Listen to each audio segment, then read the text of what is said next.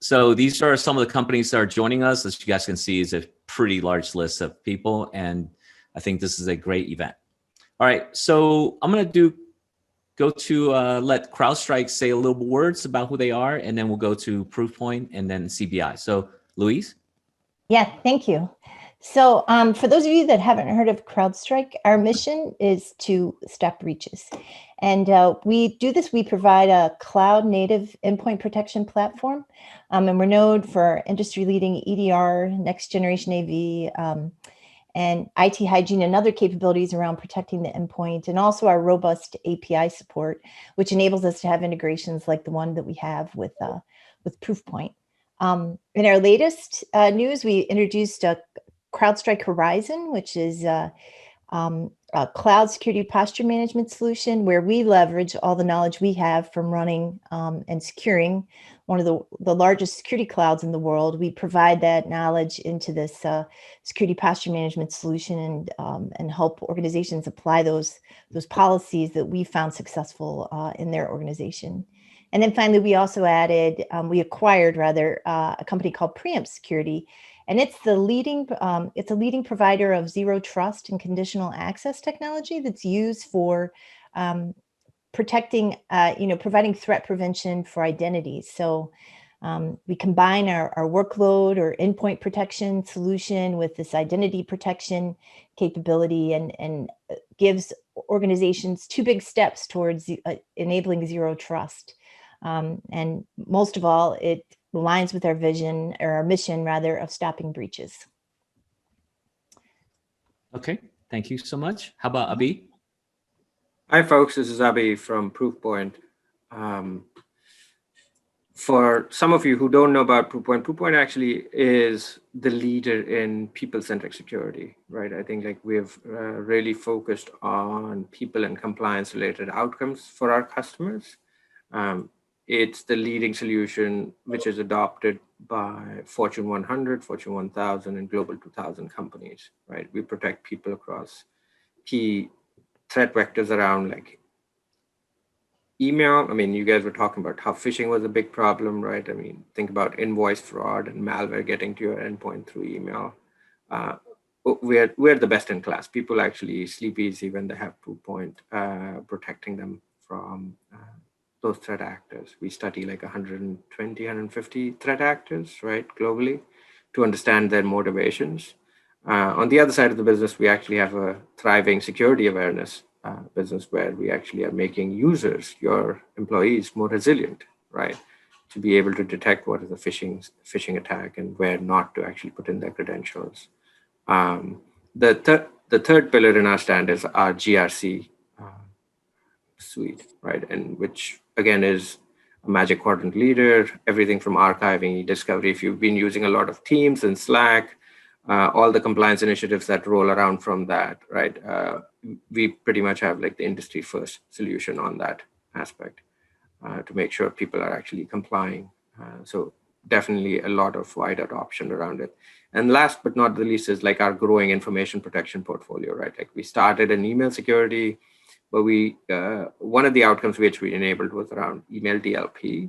And since then, that portfolio has been growing. So we have like encryption, insider threat outcomes, CASB related outcomes, right? Some of it around browser isolation. So we're trying to protect the data people create and access, right? If you want to see something new for Proofpoint, do a Google search and look for something called Nexus People Risk Explorer. I think that's a value proposition where we're bringing the power of our portfolio together.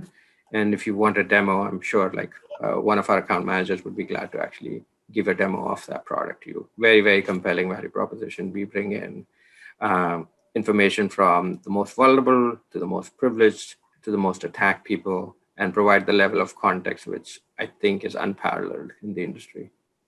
Looking forward to talking about what we do with CrowdStrike here. Okay. All right. So Dan, I'm going to let you take over for your presentation, and I'm going to stop right here. Okay. Go ahead, Dan. Great. Thanks so much, John. Sharing right now. Let me know when you guys can see my desktop.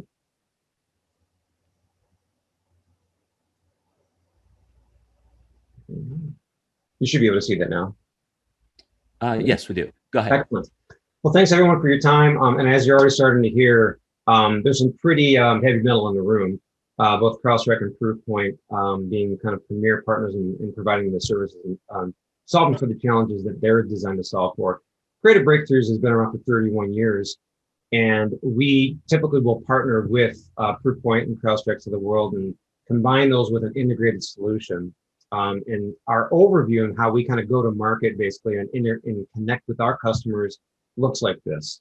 It's advisory led. We have a lot of consultants on staff that basically are designed or are programmed basically to find the problems, the challenges, your use cases, your requirements by industry specifically, and then provide integrated solutions.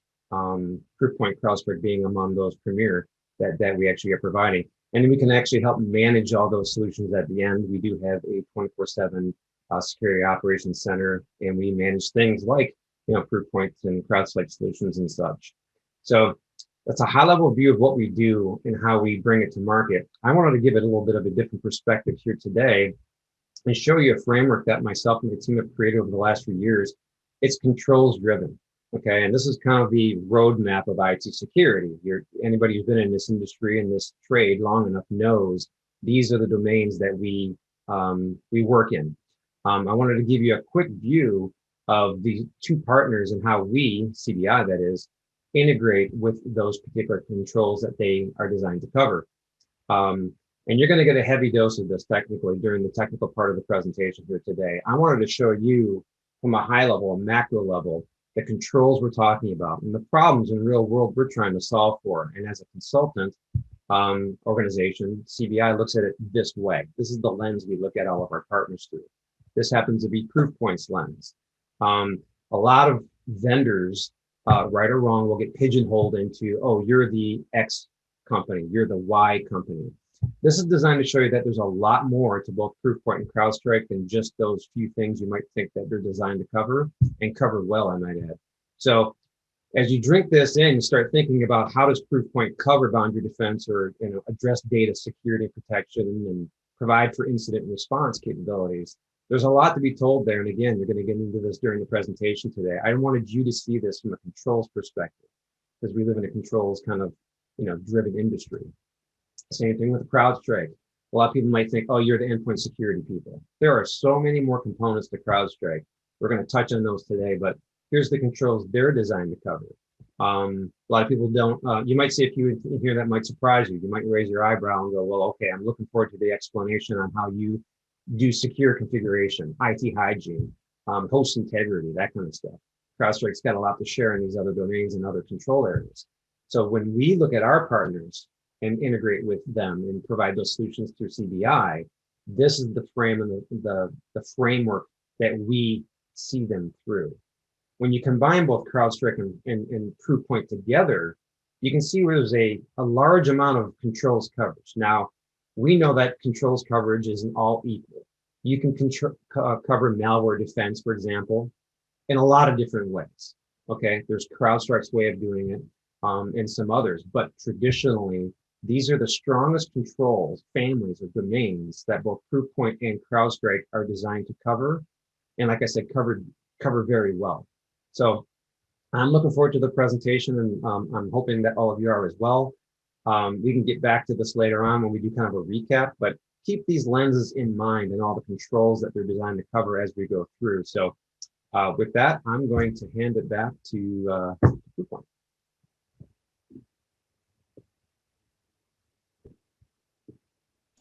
Abhi, go ahead.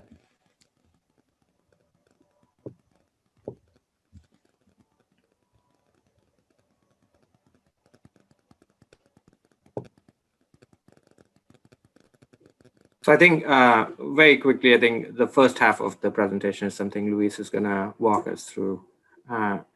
Luis, you there? Yeah, I'm here. Yeah, thanks. All right, perfect. All right. Sounds good.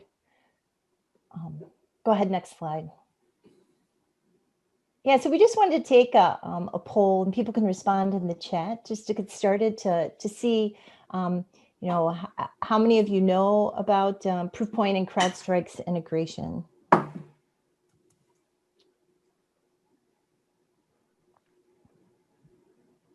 Yeah, so that'll give us a framework to work from. So we're going to, go through these slides and set the stage for, the challenges that we all face, and then look at how we can address those challenges, and then how CrowdStrike and Proofpoint address these challenges together. But just, you can go ahead and advance that. Yeah, so we'll just start with the modern threat campaigns and trends that we see. And to the point that Abby made earlier, it's very much focused on people and on the humans, and you can build that out too as I talk. But so what we've seen in the last few years is a trend moving towards attackers targeting people, not necessarily infrastructure, but more people. And so they're looking to get employees of organizations and the humans to click on phishing links, to put credentials in websites, to leverage that identity deception capabilities to then gain access to environments and take advantage of the situation. So, you see some of the different types of attacks that we hear about frequently, specifically phishing. I know Proofpoint has seen over 300% increase in phishing just in, the last year or so. And, when I think of phishing too, I always think of one of the biggest attacks against an insurance organization, where what the adversaries did is they targeted a DBA. They went and learned about him, found out he liked phishing, the literal kind, starting with F. And they also learned about his family. And so they sent him an email and said, it looked like it was from his brother-in-law. The subject was, "Look what I caught." There was a picture of a fish in there, and things went downhill from there. Another thing, when I look at this, when we're talking about people-centric and how humans are being targeted, there's also the insider threat. And I know we're all familiar with, different attacks that have happened, the ones that have made the media around, Neiman Marcus and the Office of Personnel and Management, and then travel-related companies, and building out databases about the people that, you work with, or people that are, high-value targets. The adversaries are looking to understand them and then potentially compromise them, and they become either innocently or not so innocently insider threats. So all this, trending around attacking the person and relying on them to take some action that ultimately leads to, bigger problems. Let's go ahead and advance that. Another trend we see is just this movement from, traditionally the use of malware into now it's even a greater percentage use of malware-free attacks. So both Verizon in their data breach report and CrowdStrike in our global threat report found this movement. In 2019, finally it's over the 50% mark in terms of malware-free, and that's a global percentage. But what we actually saw in North America was north of 70%, which makes it the environment that most of us are going to operate in is a much more it has more sophisticated attacks, and, if you will, more dangerous potentially than other areas of the world. Something else to notice too is when we're talking about trends, down at the bottom of the slide, we cover the different types of adversaries, but things that we've seen too are cyber criminals are working together. So one criminal may be good at, gaining access. Another criminal may be good at exfiltrating data, and they'll combine forces. And then this enables them to be faster than they were before. So the sophistication of the attacks has increased. The collaboration amongst the bad guys has increased, which increases their speed at launching their attacks, being successful at them, and achieving their, getting closer to achieving their objectives. So with that in mind, CrowdStrike really, a typical attack and goes through these MITRE ATT&CK phrases that we're all familiar with. So they gain access, then there's, they establish some sort of persistence, whether it's a registry key or grabbing credentials or changing a firewall rule, whatever they do to keep themselves, on the initial system. And then they do some discovery to see where they can, where they're going to go next. And then the next thing is lateral movement. And this is where things get really dicey. So, previously lateral movement took a couple days to achieve. Well, now the adversaries have several of them with their sophistication have gotten it down to hours. And then once they achieve that lateral movement, or at CrowdStrike, we call it the breakout point, then the cost, the damage, the cost of fixing it and the complexity of it increases exponentially.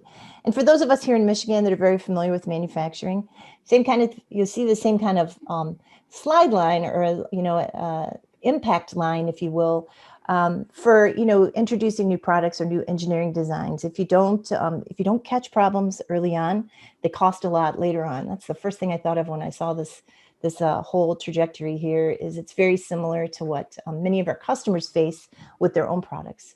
So with that in mind, CrowdStrike looks to help organizations meet the survival of the fastest, we'll call it. So this visibility that we have in those early stages, so being able to detect nefarious activity quickly and then investigate it. So understanding quickly, is this malware, or, on the front end, maybe Proofpoint catches it.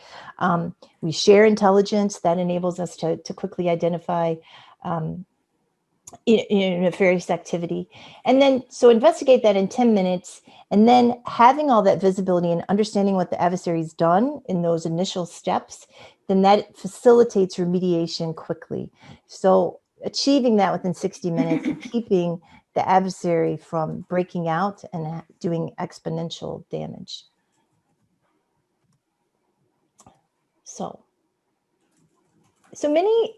when we talk to customers, many of them are looking to solve today's problems with yesterday's tools. There some of their challenges they face are the the monitoring tools that they have in place don't necessarily correlate the events to the extent that they would like. They have silos of information, and this allows adversaries to dwell longer than is wanted. Additionally, when it comes to responding, many organizations just re-image machines. Well, that is time consuming as well, and it doesn't offer as much flexibility, especially in this world where folks are working remotely, right? That makes it quite a bit more challenging. And then finally, just if you don't know all the details around what the activity involved in the first place, potentially it could reoccur, or you're not going to be able to keep up. The challenge is keeping up with how quickly the adversaries are moving and the sophistication that they offer. So just, achieving end-to-end security outcomes is critical, but the journey is hard, and this slide really speaks to that, right? So the sophistication of the attacks requires more advanced protection. So having the tools in place that provide the visibility that's needed, having the resources in place that can maintain, can do proactive threat hunting. That's a challenge for a lot of organizations. And there's no signs of any of this letting up, because, even run-of-the-mill attackers now have, in many cases, nation-state level tradecraft at their disposal. They can get it on the dark web. And then when organizations, you use those fileless techniques, they bypass, traditional AV, or if they steal credentials, you have to do, they look like legitimate users. So the tools need to be in place to understand this isn't the behavior of a legitimate user. So again, just speaking to the sophistication of the capabilities. And what a lot of organizations have done to combat this is, they've gotten kind of into an arms race where they buy multiple different tools that provide different countermeasures, but that ultimately results in complexity, and complexity is the enemy of security. So a lot of the folks we talk to, they have agent bloat. They're relying on signatures to protect them. They either have multiple consoles, multiple query languages. They don't have an integrated tool set. They have these different tools, but they're not integrated. And so they wind up with silos of data. making it more challenging to combat these modern threats. Go ahead. So just to summarize, that the attacks are more sophisticated, but the organizations need to be able to answer questions like, where did this come from? What type of attack? How many endpoints are affected? And what are the vulnerabilities on these hosts that are under attack? What misconfigurations might this attacker be leveraging? They need that information at their fingertips. And when you need it all, the visibility quickly to meet that 1-10-60 that I talked about earlier. But if you have multiple solutions and complexity and sparse on resources, that answering those questions quickly becomes more difficult to achieve. I mean, think about it yourself. How long does it take, in your organization to answer those types of questions? So I've kind of covered doom and gloom, or the challenges that we face, and Avi's going to take us to where, to the light at the end of the tunnel, so to speak. But before we get there, it'd be good for us to understand, and if you could provide this in the chat, what are the sophistication, or what are you prioritizing in 2021? Looking at the skills expertise shortage, or the complexity in solutions, or sophistication in attacks. When you think about 2021, where are you headed? Looks like a lot of people everybody's against complexity. Yeah. Well, it is the enemy of speed and the enemy of security. See a couple threes. Yeah. All right. Oh, finally a one. Yeah, no, I got this. I'm just letting it flow through, right? Like a lot of people interested, obviously, in complexity, but then folks are also bothered about the other two. Yeah. The attacks and all three. That's awesome. That's Anthony. A good one. Oh my goodness, look at that. 1 + 2 + 3. Thank you for doing the math. So let me indulge you here and talk through like why you need to be thinking about working with leaders, right? Because what we've realized is running a security program is hard, right? And vendors who will differentiate themselves need to be working towards reducing the complexity and making the security teams more productive, right? Kind of addressing the three challenges we were talking about. And the example we have is like, look at how, if you look at Proofpoint's journey, where we've come from, trying to protect like what was supposed to be originally just like malware coming through email, we've had to actually build in new capabilities, right, in our product, such that we can actually reduce sophistication. I mean, combat sophistication in attacks.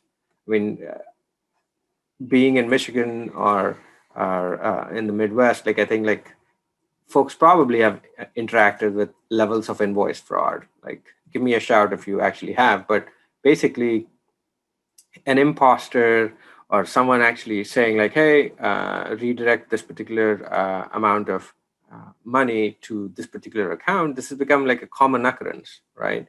And there's no malware in this. The guy's actually not phishing for credentials, right?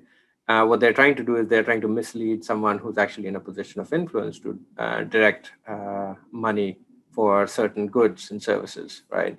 And what we've had to do is actually help the security teams protect the organizations against this kind of invoice fraud, right? Provide the visibility on like who's doing that, right? Who's a trusted partner in this case, your supply chain, who's actually been compromised. We built the whole toolkit for it, and it's super easy. It's all integrated in our TAP product, right? Increasingly becoming like a big challenge for people to solve, something which was obviously more new, right? The other hand, folks who are working on certain IP-related stuff, right? Thinking about data theft as a big issue, right? How do you automate some of these data loss responses across, like in this case, email, right? We do it through CASB, we do it on endpoints as well. But like, I think primarily we built in capability. We have like 2,000 customers who use this, right? Preventing data loss through email itself, right? Where we can identify negligent, compromised, and malicious employees, right? And differentiate actions based on who they are and give them the training they need, right? Leaders actually try to be proactive, right? And in this case, like some of the folks were talking about how they've used security awareness, right? We've built in a solution which actually takes away workload, right, from the SOC team, because if an employee submits a phishing email into the abused mailbox, pretty much like 90% of the time, we have like a fully automated solution where no human has to touch and verify if it was a malicious email, but we can actually re-inspect the email, triage it, and actually provide the verdict on like whether the file was malicious or not, or email was malicious or not, and do it in a way where the users feel more empowered, right? So you got to think out of the box, right? Typically, you would say like, hey, I could have bought each of these solutions from 3 different vendors. In the longer run, like that's why complexity comes in, right? Like some of this complexity is just because you have too many vendors trying to cater to these needs. So you need to go and work with leaders who actually are actively thinking about how to make your lives easier, right? And between Proofpoint and CrowdStrike, you actually have the 2 leaders in our respective domains, right? Like Proofpoint with its history, with its leadership around email security, security awareness training, being the most widely deployed solution, right, across the Fortune 100, 1000, Global 2000, right? And CrowdStrike's just reinventing what endpoint protection should mean to you, right?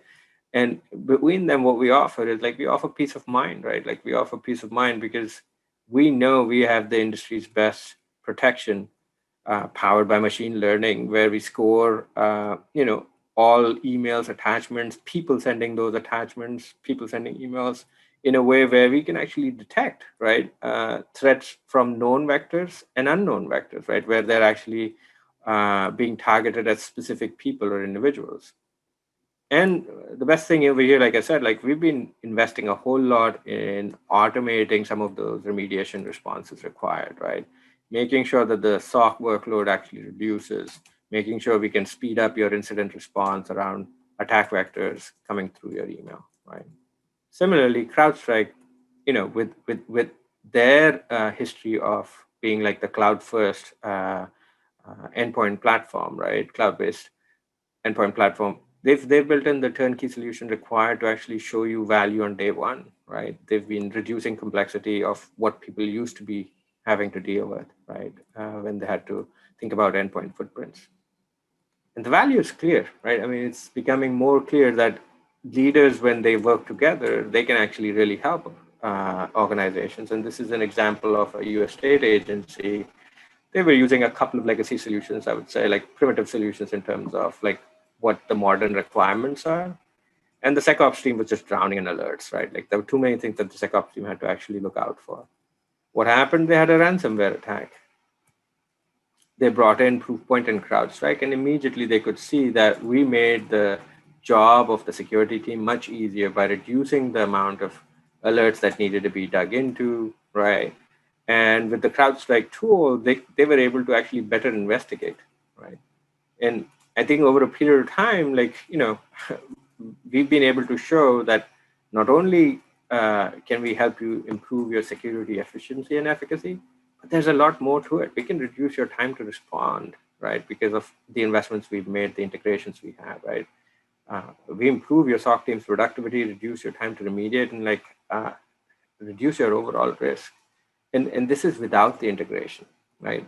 This use case is primarily even without the integration. But like the beauty here is like, that's what we are trying to do. We are trying to automate a bunch of tasks that people would have done manually, right?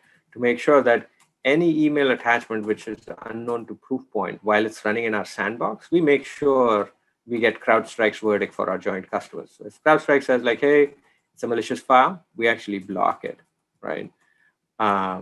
The second integration we have is like, hey, if neither of us knew it and the attachment actually goes through, but the attachment had like a time delayed attack, as in like a URL which was changed, we actually inform CrowdStrike saying like, hey, there was a malicious file which went through. So you can then take action using your CrowdStrike portfolio of like, hey, do we need to quarantine the endpoint? Do we need to actually block something, right? Specific. But overall, like, we're providing context and visibility, leveraging our extensive threat detection capabilities, right? And it's unparalleled. Nobody has this capability.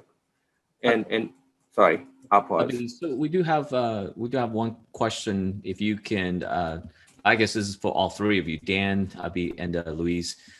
Without mentioning names, the question is: can you guys give cite examples of threats that you have stopped where your competitor may not have?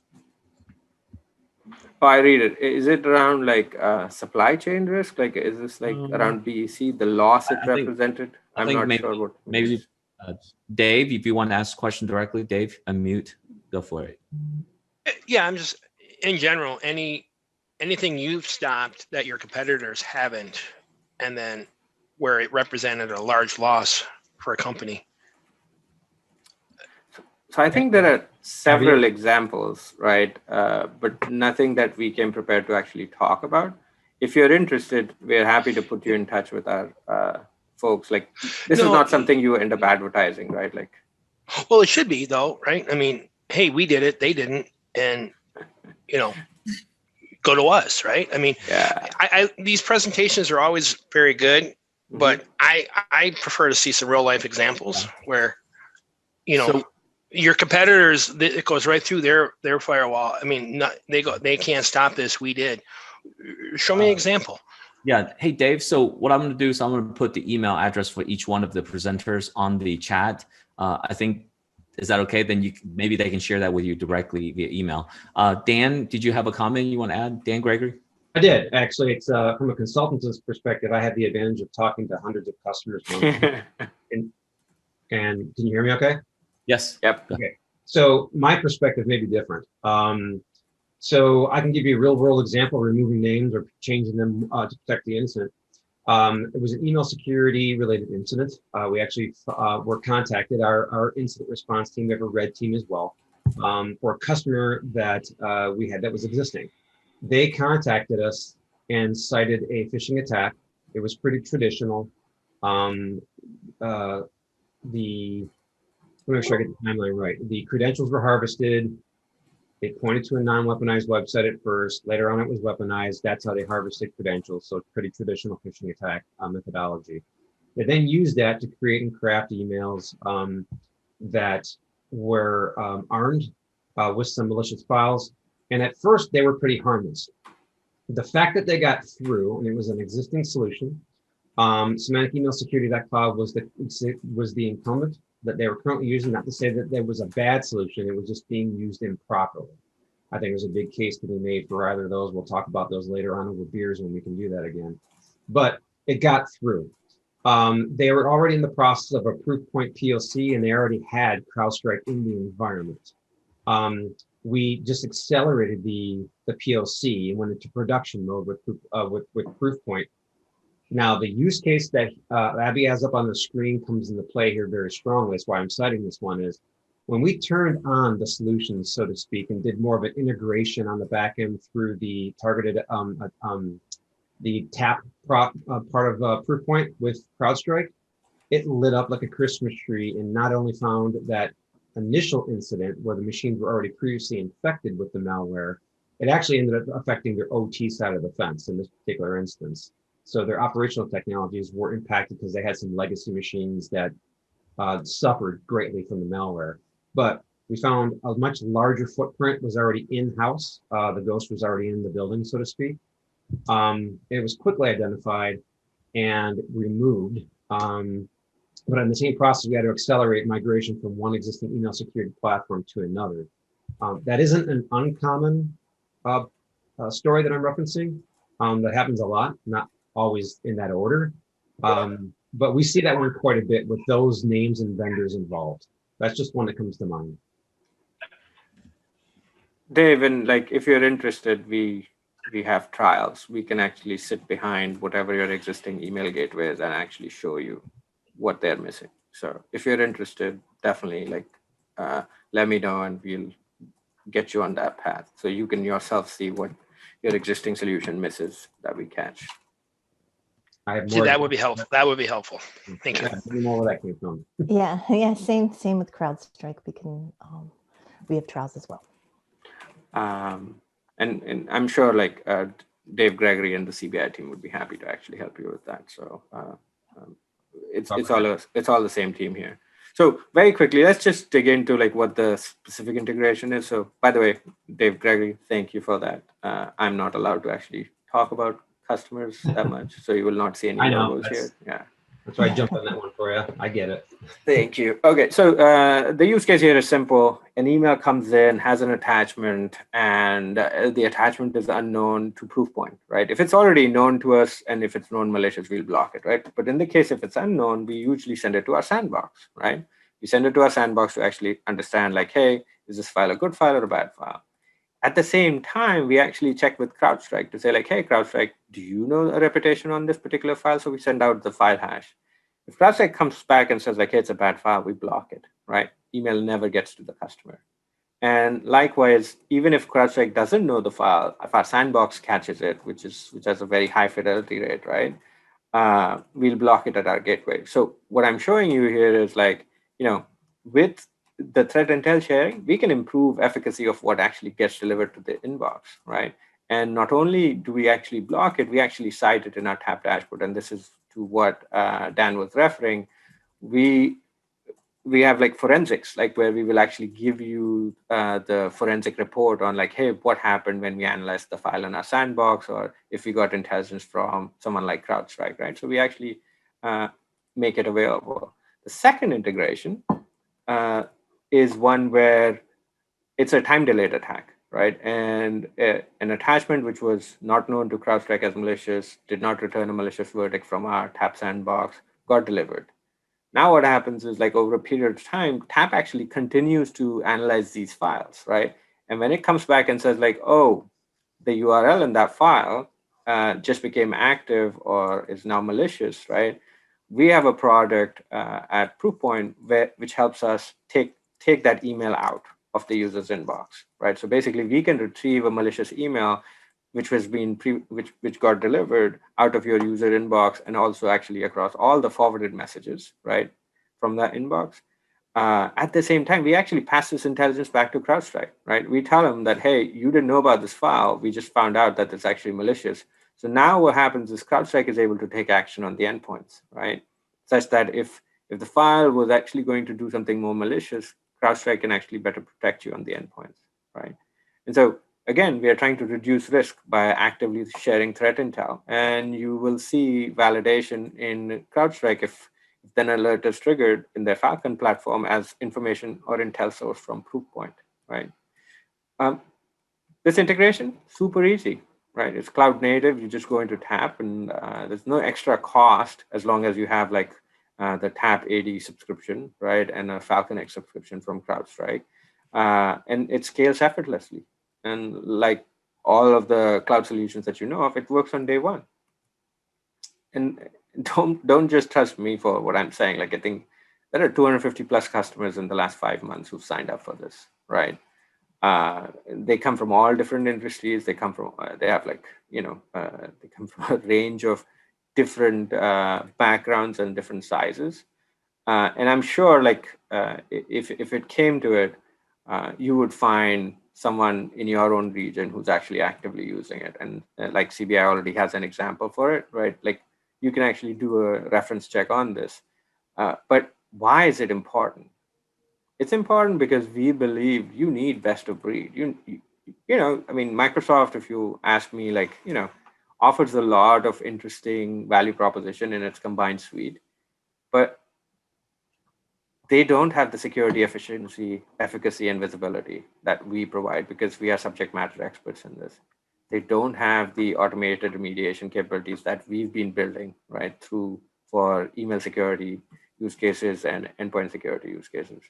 And by the way, they are not known to be the best at reducing risk, right? Like the biggest attack vector actually is Office 365 itself, when you actually look at like the data that Proofpoint actually collects. And so what you get with Proofpoint and CrowdStrike is you get the portfolio of like protecting yourself and your organization against people-centric attacks, right? Through what we've been assembling. And likewise, with CrowdStrike, you get a portfolio which is going to serve you well against all endpoint-based attacks. So I think I'll pause here, right, for any questions. But this was fun. Thank you for the opportunity. So one of the private chat questions to us, I guess to all three of you, what are the top items that you're seeing that had the biggest threat during the pandemic? So go ahead. No, go ahead, Louise. I was just going to say, ransomware has reared its ugly head, as well as we've seen more attacks on manufacturing with ransomware. So that's just something to be aware of.